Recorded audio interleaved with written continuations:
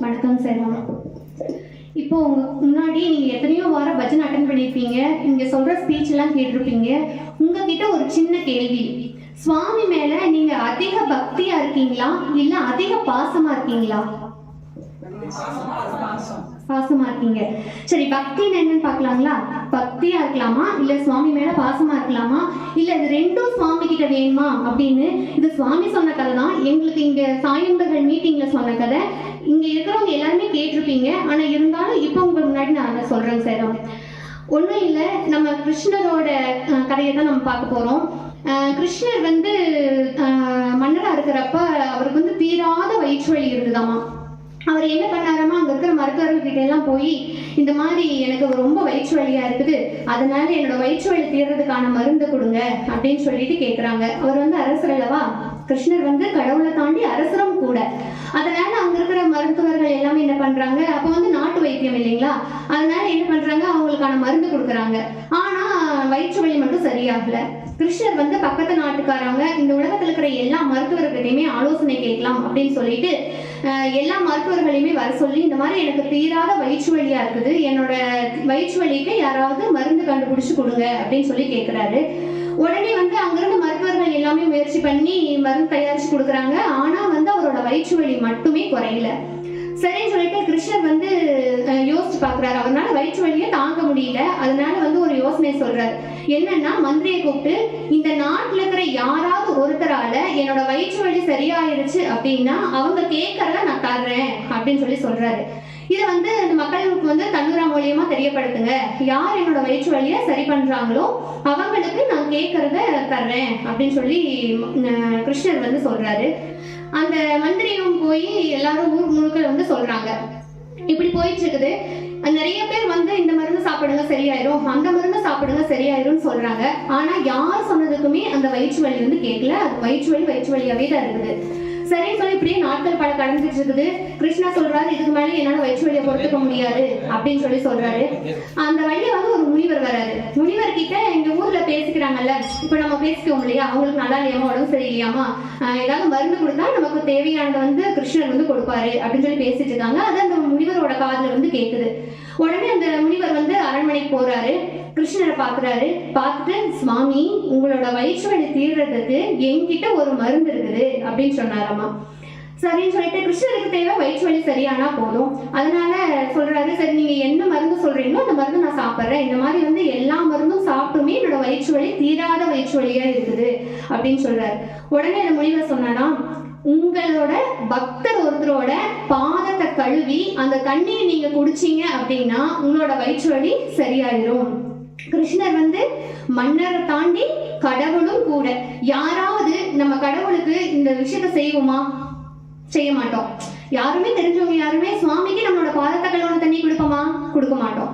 அதே போல அங்க யாருமே தயாரா இல்லை. சுவாமியோட வயிற்று வலிக்கு மருந்து சொல்லியாச்சு, ஆனா கொடுக்கறதுக்கு யாரும் முன்வர தயாரா இல்லை. ஏன்னா சுவாமி நம்ம கொடுத்தோம் அப்படின்னா சுவாமி தண்டிக்கிறாங்களோ இல்லையோ, சுவாமிக்கு நிகரான கடவுள்கள் இருப்பாங்கல்ல, அவங்க நம்மளை தண்டிச்சிருவாங்க அப்படிங்கிற பயம் இருந்துச்சு. யாருமே கொடுக்க முன் வரல. பாமா கிட்டையும் ருக்மணி கிட்டையும் போறாங்க கிருஷ்ணர். பாமாவும் ருக்மணியும் மனைவிகள் தானே, அவங்க கிட்ட போய், நீங்க என்னோட மனைவிகள்ங்கிறத தாண்டி என்னோட பக்தர்களும் கூட, உங்களோட பாதத்தை கழுவுன தண்ணி எனக்கு கொடுத்து என்னோட வயிற்று வலியை போக்குங்க அப்படின்னு சொல்லி கிருஷ்ணர் கேட்கிறாரு. உடனே அவங்க, சுவாமி, என்னதான் நான் உங்களோட மனைவிகளா இருந்தாலும் இந்த உலகத்தை படைச்சு காத்து ரட்சிக்கும் கடவுள் நீங்க, உங்களுக்கு வந்து எங்களோட பாதத்தை கழுவுன தண்ணியை எப்படின்னு சுவாமி கொடுக்கறது அப்படின்னு சொல்லி அவங்களும் தர மறுத்துட்டாங்க. உடனே வந்து கிருஷ்ணருக்கு ஒரு யோசனை. என்ன அப்படின்னா, ராதை கிட்ட இந்த விஷயத்த சொன்னோம் அப்படின்னா கிடைக்கும் அப்படிங்கிற நம்பிக்கையில தூது அனுப்ப சொல்றாங்க. அதே போல மந்திரியார் போறாரு ராதையை பார்க்கறதுக்காக.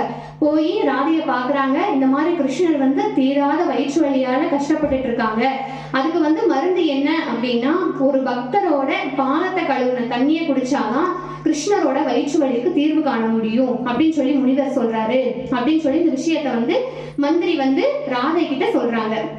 உடனே ராதை ஒரு நிமிஷம் கூட யோசிக்காம தன்னோட பாதத்தை வந்து கழுவி தண்ணியை கொடுக்குறாங்க மந்திரியார்கிட்ட. இதை கொண்டு போய் உடனே கிருஷ்ணர் கிட்ட கொடுங்க, கிருஷ்ணரோட வயிற்று வலி சீக்கிரம் சரியாகணும் அப்படின்னு சொல்லி கொடுத்தாங்களாம். அதை கொண்டு வந்து கிருஷ்ணர் கிட்ட கொடுத்துட்டாங்க. கிருஷ்ணரோட வயிற்று வலி சரியாயிடுச்சு. உடனே மந்திரி கேட்டாரா, சுவாமி, என்னதான் இருந்தாலும் ராதையோட பாதத்தை கழுவுன தண்ணியை நீங்க குடிச்சு உங்களுக்கு வயிற்று வலி சரியானாலும் இது பாவம் அல்லவா அப்படின்னு கேக்குறப்போ கிருஷ்ணர் சொன்னாரா, சின்ன வயசுல இருந்து இன்ன வரைக்கும் நான் நல்லா இருக்கணும் அப்படிங்கறத தாண்டி என் மேல பக்தியாவும் பாசமாவும் ராதை இருந்ததாலதான் இன்னைக்கு நான் கேட்டும் அது அவங்களுக்கு கெடுதலா முடியும்னு தெரிஞ்சுமே எனக்கு நான் கஷ்டப்பட்டாலும் பரவாயில்ல, என்னோட சுவாமிக்கு வயிற்று வலி சரியானா போதும் அப்படின்னு என்னோட பாதத்தை கழுவி கொடுத்தாங்க அப்படின்னு சொல்லி கிருஷ்ணர் சொன்னாரா. அப்ப பாத்துக்கோங்க, சுவாமி ஒரு விஷயத்த நமக்கு சொல்லுவாங்க, ஆனா அது அப்போதைக்கு நமக்கு அது வேண்டாம், அது செய்யக்கூடாது அப்படின்னு தோணும். அதை தாண்டி செஞ்சா கட்டாயமா சுவாமி என்ன சொல்றாங்களோ அதை செஞ்சோம் அப்படின்னா சுவாமி கட்டாயம் கூட இருப்பாங்க.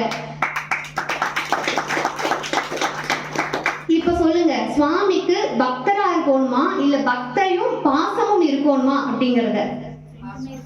ரெண்டுமே இருக்கணும். சுவாமி கிட்ட சீக்கிரமா சேரணும் அப்படின்னா பக்தியும் வேணும், எந்த அளவுக்கு பக்தி இருக்கணுமோ அந்த அளவுக்கு பாசமும் இருக்கணும்.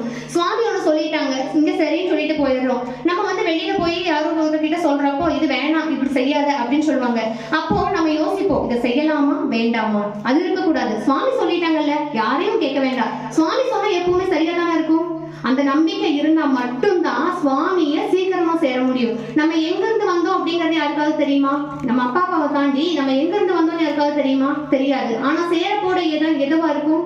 கடவுளா மட்டும்தான் இருக்க முடியும். அப்ப இந்த உலகத்துல இருக்கிற யாராவது நான் உங்க கூட துணையா வருவாங்களா கடைசி காலத்துல?